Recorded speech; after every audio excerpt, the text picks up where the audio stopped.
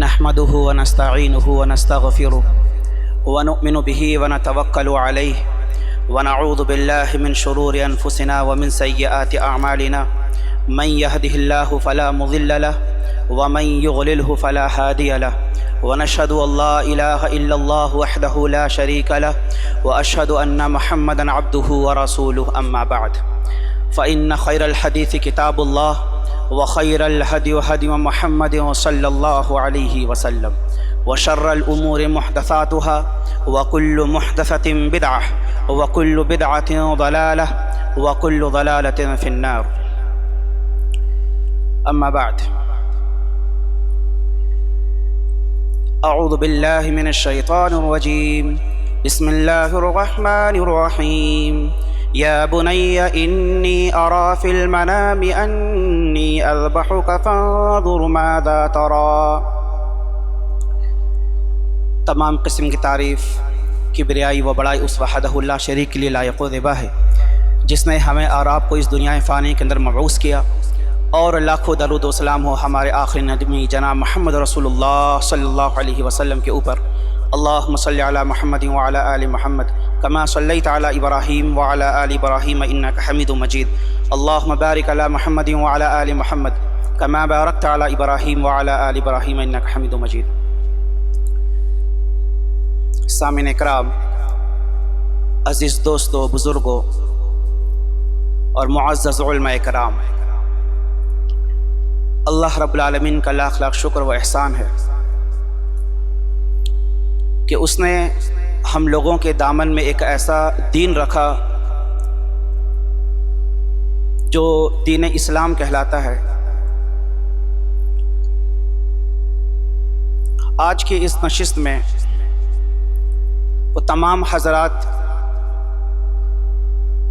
کا شکریہ، اور اللہ انہیں اس نشست کے بدلے ان کی دنیا بھی سنوارے اور آخرت بھی سنوارے۔ آج جو مجھے موضوع دیا گیا ہے وہ ہے سیرت ابراہیم ہمیں کیا سکھاتی ہے۔ پہلی بات تو یہ کہ آج گلا کچھ ساتھ نہیں دے رہا ہے۔ احباب نے جو وقت دیا ہے ممکن ہے کہ اس وقت سے پہلے تقریر ختم ہو جائے۔ کچھ باتیں ہیں جو مفصل ذکر کی جائے گی، اور کچھ باتیں ایسی ہیں جو اس کا بس اشارہ کر دیا جائے گا۔ سب سے پہلی چیز کہ جب بقرعید کا سیزن آتا ہے تو ہم تمام لوگوں کا رجحان بس ایک ہی چیزوں پر ہو جاتا ہے کہ بکرا خریدنا ہے، اچھا سے اچھا ہو، بہتر سے بہتر ہو، سستا بھی ہو اور ٹکاؤ بھی ہو، یعنی تندرست بھی ہو۔ لیکن اس بقرعید کے موسم میں، عید الاضحیٰ کے موسم میں صرف ایک چیز دیکھنا، اور جس طرح کے رمضان کے سیزن میں ایک آیت پڑھی جاتی ہے کہ یا ایھا الذین آمنوا کتب علیکم الصیام، اس بقرعید کے سیزن میں ایک آیت پڑھی جاتی ہے کہ یا بنی انی اری فی المنام۔ آج ہم بات کریں گے کہ ہم سیرت ابراہیم سے کیا سیکھتے ہیں، اور وہ ان کی سیرت ہمیں کیا درس دیتی ہے۔ کیا صرف یہی درس دیتی ہے کہ ہم بکرا ذبح کریں، کھائیں، کھلائیں اور مست ہو جائیں؟ نہیں۔ سب سے پہلی چیز ابراہیم علیہ السلام کی سیرت ہمیں اس بات کی دعوت دیتی ہے کہ جب آپ کے پاس علم آ گیا، ابراہیم علیہ السلام کے پاس جب اللہ کی طرف سے علم آیا تو اس علم کا آغاز، اس دعوت کا آغاز آپ نے اپنے گھر سے کیا، اور وہ دعوت کوئی عام دعوت نہیں بلکہ دعوت توحید تھی۔ پتہ یہ چلا کہ علم آنے کے بعد، علم حاصل کرنے کے بعد سب سے پہلے توحید کی دعوت، علم کی دعوت، قرآن و حدیث کی دعوت ہم اپنے گھر سے اس کی سٹارٹنگ کریں۔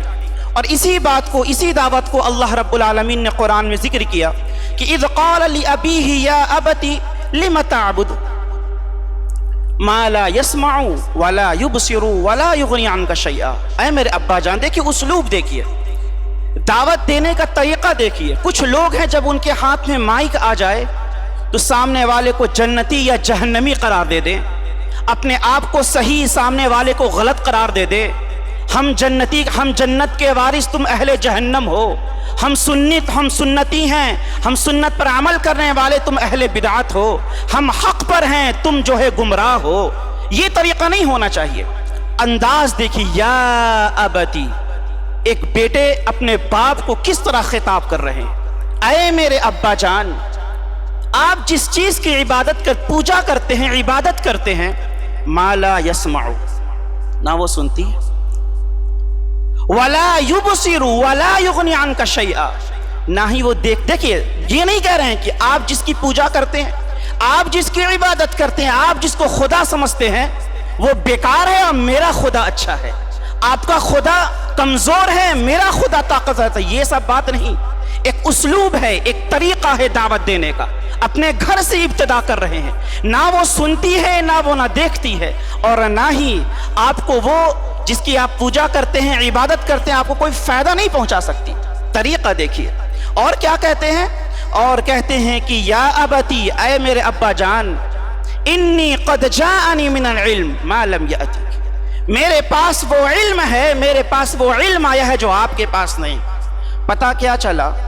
ایک بیٹا، ایک باپ جب اپنے بیٹے کو عالم دین بناتا ہے، اس کا ہرگز میں یہ مطلب نہیں ہے کہ وہ بیٹا عالم بننے کے بعد آگے چل کے اپنے باپ کے ہر غلطی پر وہ تنقید کرنے لگے، باپ، والد صاحب آپ یہاں غلط، یہ غلط، وہ غلط۔ طریقے سے سمجھائیے کہ ابا جان، ہم نے جو علم حاصل کیا ہے، آپ کا یہ رویہ، آپ کا یہ طریقہ، آپ کا یہ کام اس علم کے مطابق نہیں، نہ رب کائنات کے قرآن کے مطابق یا نہ رحمت کائنات کے فرمان کے مطابق۔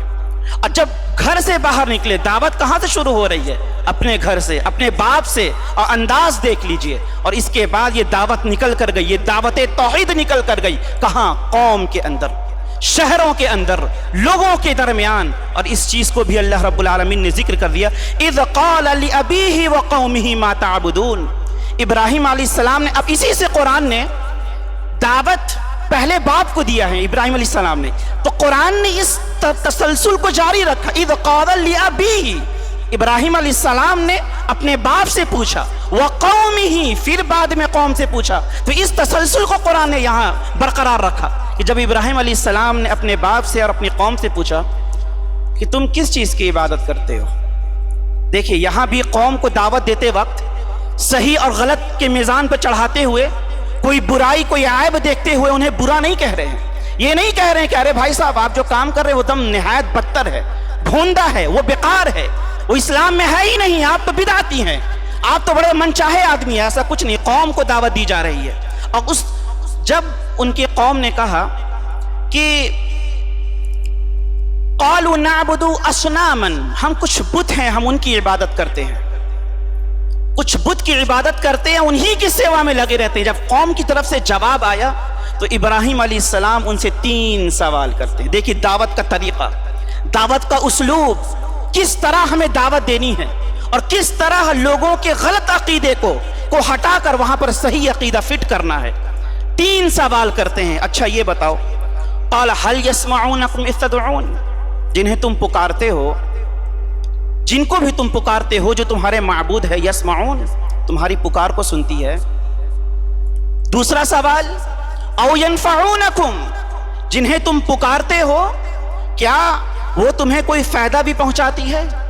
تیسرا سوال، او یضرون، کیا وہ تمہیں کوئی نقصان بھی پہنچاتی ہے؟ کوئی جواب نہیں ہے۔ یہ نہیں کہہ رہے ہیں تمہارا معبود گھٹیا، میرا معبود اچھا، تمہارا معبود کمزور، میرا معبود طاقتور، تمہارا معبود ایک دم ذلیل، میرا معبود عزت والا۔ کچھ غلط بات نہیں، ٹھیس نہیں پہنچا رہے ہیں۔ ایک طریقہ ہے، ایک اسلوب ہے، ایک بہترین انداز ہے، سوال کر کر ان کے عقیدے کو فاسد کرنا چاہ رہے ہیں۔ ان کی قوم کے پاس اب کوئی جواب نہیں تھا تو انہوں نے کہا قالوا وجدنا آباءنا، ہم نے اپنے باپ داداؤں کو ایسا ہی کرتے ہوئے پایا ہے، ہم نے باپ۔ اور یہ ایک چیز ہے، بہت سارے ایسے لوگ ہیں ملے ہیں مجھ کو، جب ان سے کوئی بات پوچھی جاتی ہے کہ بھائی یہ جو رسم و رواج آپ کر رہے ہیں یہ کہاں سے ہے، کہتے یہ چلا آ رہا ہے مولوی صاحب، کیسے چھوڑ دے، چلا آ رہا ہے۔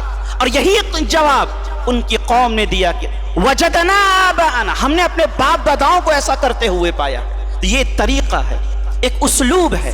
اچھا دوسری چیز، جب ابراہیم علیہ السلام نے، پہلی چیز تو یہ سمجھ میں آئی ابراہیم علیہ السلام کی سیرت سے کہ ہمیں دعوت توحید دینی ہے اور اس کی ابتدا اپنے گھر سے کرنی ہے، پھر قوم والوں تک پہنچنا ہے۔ لیکن کبھی کبھی قوم ڈھٹائی پر آتی ہے، مانتی نہیں ہے آپ کی کسی بات کو، تو ایک طریقہ، ایک اسلوب اختیار کیا ابراہیم علیہ السلام نے ان کو سمجھانے کے لیے ان کے معبودوں کے ساتھ کچھ چال چلنا چاہا. ابراہیم علیہ السلام کچھ چال چلنا چاہتے تھے تاکہ یہ سمجھ جائیں. اور اس چال کو چلتے کے وقت ابراہیم علیہ السلام کی زبان سے کوئی بات نکلی, وَتَاللَّهِ لَأَكِيدَنَّ أَصْنَامَكُمْ بَعْدَ أَن تُوَلُّوا مُدْبِرِينَ. یعنی کہہ رہے ہیں کہ جب تم قسم کھا رہے ہیں, کس کی قسم کھا رہے ہیں؟ میں ایسا ضرور کروں گا تمہارے معبود کے ساتھ, چال تو چلوں گا, جب تم پیٹ پھیر کر چلے جاؤ گے تو میں تمہارے معبودوں کے ساتھ چال چلوں گا. اور اس بات کو یقینی کرنے کے لیے کہتے ہیں کہ وَتَاللَّهِ, اللہ کی قسم, اماں کی قسم نہیں, باپ داداؤں کی قسم نہیں, پیر اور فقیر کی قسم نہیں, بیٹے کی قسم نہیں, خواجہ غریب نواز کی قسم نہیں. کس کی قسم کھا رہے ہیں؟ وَتَاللَّهِ, اللہ کی قسم, ارے غیرے نتو خیرے کی قسم نہیں. کتنے ایسے لوگ ہیں, میری ماں کی قسم ہے, ارے میرے بچے کی قسم ہے. بھائی صاحب جھوٹ, کوئی وقت نہیں, کوئی ویلو نہیں ایسی قسم کا. کسی قسم کا اگر ویلو ہے اسلام کے اندر وہ اللہ کی قسم کی ہے. اس عقیدے سے, اس سیرت سے ہمیں یہ پیغام ملتا ہے کہ اگر ضرورت پڑے, اگر ہمیں قسم اٹھانی پڑے تو ماں باپ کی نہیں, اولاد کی نہیں, پڑوسیوں کی نہیں, کسی بڑے بزرگ اور اولیاء کی نہیں, نبی اور رسولوں کی نہیں, بلکہ ایک ذات کی اٹھائی جائے گی جو اللہ کی ذات ہے. وَتَاللَّهِ لَأَكِيدَنَّ, کہ اللہ کی قسم ابراہیم علیہ السلام نے کھایا تھا. اور یہی عقیدہ آج ہمیں اور آپ کو یہ ابراہیم علیہ السلام اس عقیدے کی درس دیتے ہیں. اور یہ بھی عقیدہ بتاتے ہیں کہ داتا کون ہے, دینے والا کون ہے, لینے والا کون ہے, عطا کرنے والا کون ہے. آج مسجدوں میں سجدے رگڑ رگڑ کر آپ کی مرادیں پوری نہ ہو سکی, بتایا گیا کہ فلاں جگہ چلے جاؤ تمہاری مرادیں پوری ہو جائیں گی. ابراہیم علیہ السلام کی سیرت سے ہمیں یہ پیغام ملتا ہے اور ہمیں یہ درس ملتا ہے کہ وَإِذْ قَالَ إِبْرَاهِيمُ رَبِّ اجْعَلْ هَذَا بَلَدًا آمِنًا وَارْزُقْ أَهْلَهُ مِنَ الثَّمَرَاتِ مَنْ آمَنَ مِنْهُمْ بِاللَّهِ وَالْيَوْمِ الْآخِرِ. داتا کون ہے؟ ابراہیم علیہ السلام کہتے ہیں کہ اے میرے اللہ, اے میرے رب العالمین, اس جگہ کو تو امن والا شہر بنا دے. امن کی دعا کس سے کر رہے ہیں؟ شانتی کی دعا کس سے کر رہے ہیں؟ امن کا گہوارہ بنانے کے لیے کس سے مانگ رہے ہیں؟ اللہ کی ذات سے. اور کیا کہہ رہے ہیں؟ یہاں کے لوگ, جو یہاں لوگ ہیں جو اللہ اور اس کے یوم آخرت پر ایمان رکھتے ہوں, اے اللہ تو ان کو پھلوں سے رزق عطا فرما. آج رازق ہم نے کسی اور کو بنا لیا. آج پارلوم بند ہے, آج بنارس کا حال خستہ ہے, آج مارکیٹ ڈاؤن ہو چکی ہے. آج ہم کہاں جا رہے ہیں؟ غیروں کے دربار پر. آج مسجدیں ویران ہیں, کوئی بائک پر چلتے ہوئے نماز کا ویڈیو ڈال رہا ہے, کوئی ٹرین کے اوپر بیٹھ کر یہ بھی ویڈیو آ رہے ہیں, لیکن مسجدیں خالی ہیں.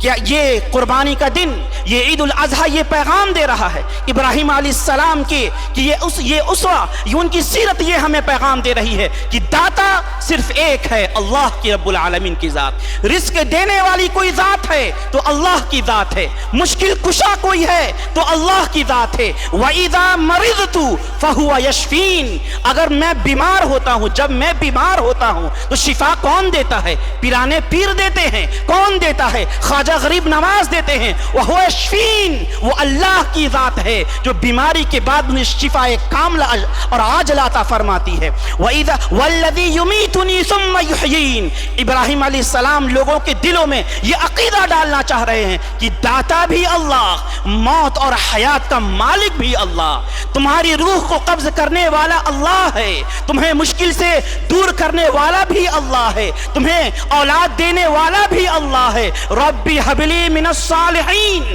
اور اللہ رب العالمین سے مانگا بھی تو بیٹا نہیں مانگا. آج کتنے ایسے بیٹے ہیں, اپنی آنکھوں سے دیکھتا ہوں, بڑے ہو گئے ہیں, ماں باپ کو گھر سے نکال دیا ہے. کئی ایسے بیٹے ہیں جو ماں باپ کو مار رہے ہیں, وہی ماں باپ آ کے بولتے ہیں مولوی صاحب فتویٰ دیجئے, بیٹا مار رہا ہے. کیوں نہ مارے؟ تم نے جب ہاتھ اٹھایا یہ جملہ کہا کہ اللہ بیٹا دے دے, اللہ نے بیٹا دے دیا. اب وہ فرما بردار ہو, نافرمان ہو, گنہگار ہو. ابراہیم علیہ السلام کی سیرت ہمیں یہ درس دیتی ہے کہ جب بھی اللہ کے سامنے ہاتھ اٹھا کر اولاد مانگنی ہو تو صرف اولاد نہ مانگنا, یہ نہ کہنا کہ اللہ ہمیں بیٹا دے دے، بات مانگنا ہو، بیٹا مانگنا ہو، بیٹی مانگنا ہو، ربی حب لی من الصالحین، یہ جملہ عطا کرنا، اے اللہ بیٹا بھی وہ دینا جو نیک ہو، جو مطیع ہو، جو فرما بردار ہو، جو دین پر چلنے والا ہو، جو تیرے رسول کے آگے جھکنے والا ہو، ان کے قدموں کے آگے، حدیثوں کے آگے سجدہ ریز ہو جانے والا ہو۔ آج ہم نے بیٹا مانگا ہے، رب نے بیٹا دیا، تم صالح بیٹا مانگتے، تم فرما بردار بیٹا مانگتے، تم نیک بیٹا مانگتے، اللہ نیک دیتا، فرما بردار مانگتے، اللہ فرما بردار دیتا، لیکن تم نے بیٹا مانگا، اللہ نافرمان دے دیا۔ اور دوسری چیز، ابراہیم علیہ السلام کی زندگی سے ایک چیز یہ بھی سمجھ میں آتی ہے، آج بیٹا تو مانگ لیا، اللہ بیٹا دے دے، بیٹا تو دے دیا اللہ، لیکن اس بیٹے کے لیے جو ماحول ہے، اس ماحول کو ہم نے نہیں اس کے لیے بنایا، دینی ماحول ہو، وہ ماحول ہم نے اس کے لیے پیدا نہیں کیا۔ ابراہیم علیہ السلام سے سیکھیے، بیٹا تو اللہ نے دے دیا ہے، نیک دیا ہے، لیکن بیٹے کے لیے ماحول مانگ رہے ہیں، اور کیسا ماحول مانگ رہے ہیں؟ آئیے قرآن کی طرف، ربی انی اسقات من ذریتی بواد غیر ذی زرع عند بیتک المحرم ربنا لیقیموا الصلاۃ۔ اللہ اکبر۔ دیکھیے بیٹے کے لیے ماحول، کیسا ماحول ہونا چاہیے؟ کہتے ہیں کہ اے میرے اللہ، میں نے اپنی اولاد کو غیر کھیتی والی جگہ پر، غیر کھیتی والی جگہ پر تیری رحمت والے گھر کے پاس ہم نے اسے آباد کیا۔ کیوں وہاں آباد کیا؟ ربنا لیقیموا الصلاۃ، تاکہ وہ نماز قائم کرے۔ آج ہم اپنے گھر کو بناتے ہیں، کوئی یہ خبر نہیں ہے کہ مسجد کتنی دور ہے، دعوت کا کام ہو پائے گا کہ نہیں، میری اولاد مسجد تک جا پائے گی نہیں، اپنے رہنے کا ہم دیکھتے ہیں، ہاں رہ لیا، سب کچھ بہتر ہے، ہاں ٹھیک ہے، مکان اچھا ہے، 1000 فٹ کا ہو یا پھر 2000 فٹ کا، بہتر مل گیا، لیکن ابراہیم علیہ السلام اپنے بیٹے کے لیے ایک خوشگوار ماحول چاہ رہے ہیں، اور یہ دعائیں کر رہے ہیں کہ ربنا لیقیموا الصلاۃ، اے اللہ ہم نے اپنے بیٹے کو تیرے حرمت والے گھر کے پاس آباد کیا۔ اور کیوں آباد کیا؟ تاکہ وہ نماز قائم کرے۔ پتہ یہ چلا کہ اپنے بیٹے کو بیٹا مانگنے کے بعد خاموش نہ ہو جاؤ، بیٹا مانگنے کے بعد ذمہ داری ہٹتی نہیں ہے، بلکہ اسے اللہ اس کے رسول کے دین پر چلانے کی ذمہ داری تمہاری ہے، دیندار ماحول بنانے کی ذمہ داری تمہاری ہے، قرآن و حدیث کا علم اسے دینے کی ذمہ داری۔ ہم عصری تعلیمات سے میں انحراف نہیں کرتا، میں انکار نہیں کرتا، میں یہ نہیں کہتا کہ ڈاکٹر نہ بناؤ، انجینئر نہ بناؤ، MBBS نہ کراؤ، یہ میں نہیں کہتا، کمپیوٹر کی پڑھائی نہ پڑھاؤ، لیکن دین کو چھوڑ کر وہ نقصان جان ہے، وہ وبال ہے تمہارے لیے دنیا میں بھی اور آخرت میں بھی۔ اور بیٹا دیا بھی تو اللہ اکبر، کیسا بیٹا دیا! یہ آیت شیخ ابھی ذکر کر رہے تھے، اس آیت کے بارے میں ایک عالم صاحب، بولنا تو نہیں چاہیے، اس آیت سے بیان کرتے ہیں کہ یا بنی انی ارا فی المنام انی اذبحک فانظر ماذا تری۔ اس آیت سے وہ دلیل پکڑتے ہیں اور کہتے ہیں کہ ہر حال میں باپ کی اطاعت کی جائے گی۔ اس آیت میں میرے دوستو بہت سارے پیغام ہیں، اور ایک بہت ہی دقیق پیغام آپ کو دیتا ہوں اس آیت سے، غور سے سنیے۔ انی ارا فی المنام، لفظ ہے منام، خواب کا۔ اے میرے بیٹے میں نے کیا دیکھا خواب میں؟ کہ تجھ کو ذبح کر رہا ہوں، سب ترجمہ جانتے ہیں، بتا تیری رائے کیا ہے؟ دیکھیے ایک باپ ہے، وہ خود جانتے ہیں یہ خواب صرف خواب نہیں ہے، اللہ کا حکم ہے۔ وہ جانتے تھے کہ نہیں جانتے تھے؟ جانتے تھے، لیکن بیٹے سے یہ نہیں کہہ رہے ہیں کہ میں اللہ کا حکم ہے خواب میں کہ میں تمہیں ذبح کر رہا ہوں، یہ نہیں کہتے، کہتے کہ انی ارا فی المنام، بات ختم، کہ میں نے خواب میں دیکھا ہے کہ میں تجھے ذبح کر رہا ہوں، بتا فانظر ماذا تری، بتا تیری رائے کیا ہے۔ یہاں پر ایک چیز سمجھ میں آئی کہ باپ بیٹے کو اگر مخاطب کرنا چاہتا ہے اچھے انداز، یا ابتی، اے میرے بیٹے، یہ ابے ادھر آؤ، ابے ادھر جاؤ، ابے کیا کر رہے ہو، یہ لفظ آج ہمارے معاشرے کا دستور ہے، جس کی وجہ سے بیٹا بھی بولتا ہے غصے میں۔ لیکن ابراہیم علیہ السلام کی سیرت سے ہمیں کیا پیغام مل رہا ہے؟ آیت کا پہلا جملہ ہمیں سکھاتا ہے، ہر باپ کو سکھاتا ہے کہ اپنے بیٹے سے ادب و احترام سے بات کرو۔ یا ابتی، اے میرے بیٹے، میں نے تجھے خواب میں دیکھا، میں تجھے کیا فانظر ماذا تری، یہ نہیں کہا کہ چلو ذبح کرتے ہوئے دیکھا تم ذبح ہو جاؤ، بتا تیری رائے کیا ہے، تیری رائے کیا ہے۔ نیکی کے کام میں بھی بیٹے کا رائے جاننا چاہ رہے ہیں، اللہ اکبر۔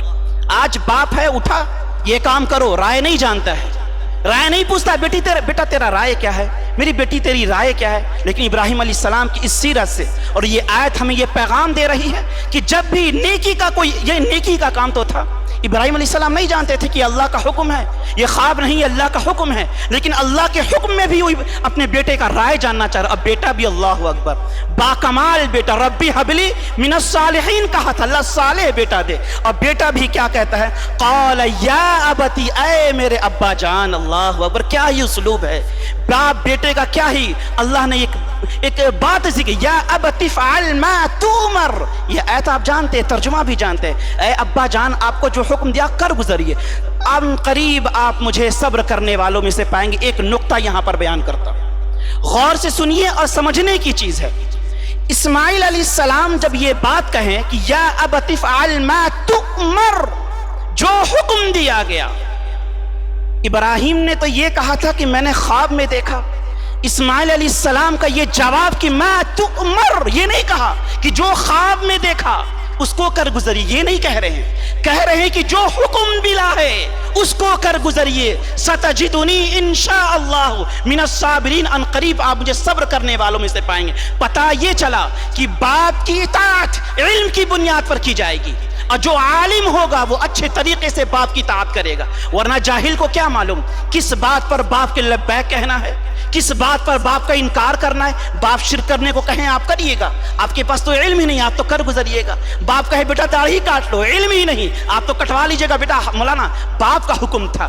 ما تؤمر، یہ لفظ یہ بتا رہا ہے کہ ابراہیم اسماعیل علیہ السلام کو اس بات کا علم تھا کہ میرے باپ کہ نبیوں اور رسولوں کا خواب صرف خواب نہیں ہوتا، بلکہ اللہ کی طرف سے وہ حکم ہوتا ہے. اور اسی علم کی بنیاد پر اسماعیل علیہ السلام کی زبان سے یہ بات نکلی کہ ما تؤمر، یہ نہیں کہا خواب کو پورا کریے، بلکہ علم کی بنیاد پر علم کو مانتے ہوئے یہ کہا کہ جو حکم دیا گیا، جو حکم آپ کو ملا ہے اللہ کی طرف سے، وہ کر گزریے. تو میرے عزیز دوستو اور بزرگوں، بات یہ سمجھ میں آئی ہے اس آیت سے کہ انسان کو عالم ہونا چاہیے، قرآن و حدیث کا پابند ہونا چاہیے، قرآن و حدیث کے حساب سے اپنی زندگی گزارنی چاہیے. اور ایک جاہل انسان، جسے قرآن سے مطلب نہیں، جسے حدیث سے مطلب نہیں، اگر کل کو میرے والد صاحب کہیں کہ بیٹا میں نے خواب میں دیکھا کہ 5 منزل سے تجھے میں دھکا دے رہا ہوں، تو میرے پاس علم ہے کہ میرے باپ جو ہیں والد صاحب وہ نبی نہیں، رسول نہیں، تو میں اس علم کی بنیاد پر کہوں گا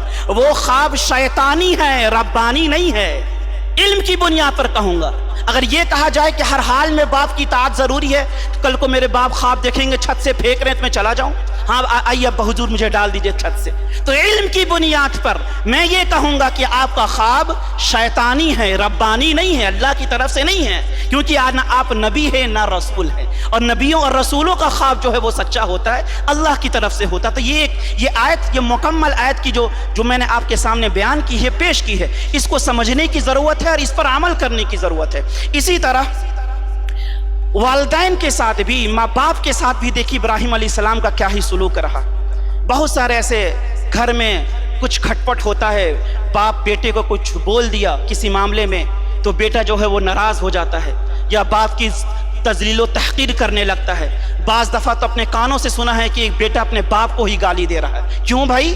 کیونکہ باپ غلط ہے. یاد رکھیے، اس بات کو نوٹ کر لیجئے، اگر آپ صحیح ہیں اس کا ہرگز مطلب یہ نہیں ہے کہ سامنے والے کو جو من میں آیا وہ آپ سنا دیجئے. اس بات کو یاد رکھیے گا. اگر آپ صحیح ہیں اس کا مطلب ہرگز یہ نہیں کہ سامنے والے کو جو چاہے آپ وہ سنا دے. گالیوں کا نذرانہ پیش کریں، انہیں ذلیل کریں، انہیں تذلیل کریں، آپ کا کوئی حق نہیں بنتا. اگر آپ صحیح ہیں تو ابراہیم علیہ السلام کا طریقہ اپنائیے. وہ کیا ہے طریقہ؟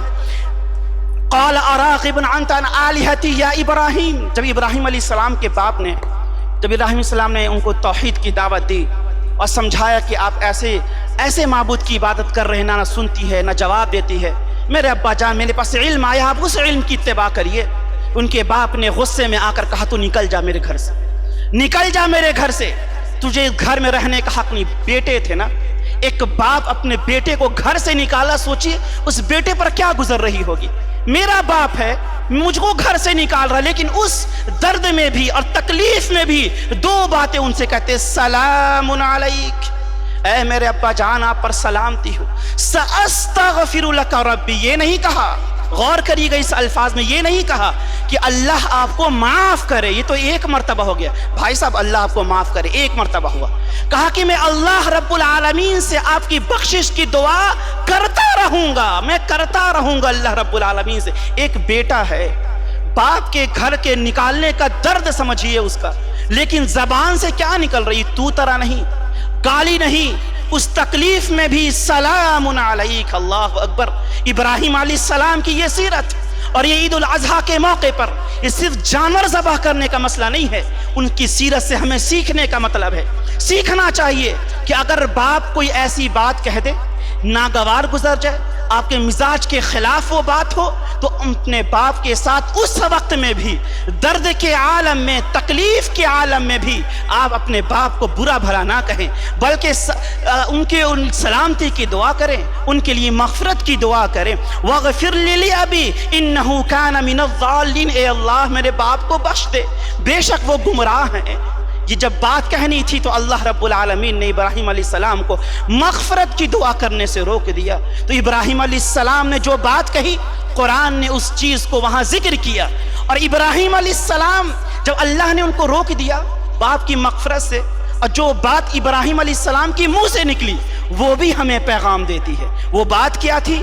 وَمَا أَمْلِكُ لَكَ مِنَ اللَّهِ مِنْ شَيْءٍ۔ اللہ اکبر۔ ابراہیم علیہ السلام کہتے ہیں کہ میرے پاس اختیار ہی نہیں، میرے پاس کوئی اختیار اور کوئی ملکیت نہیں، میرے پاس اس بات کا اختیار ہی نہیں کہ اپنے ابا جان کی بخشش کرا کر انہیں جنت میں پہنچا سکوں، اس بات کا اختیار نہیں۔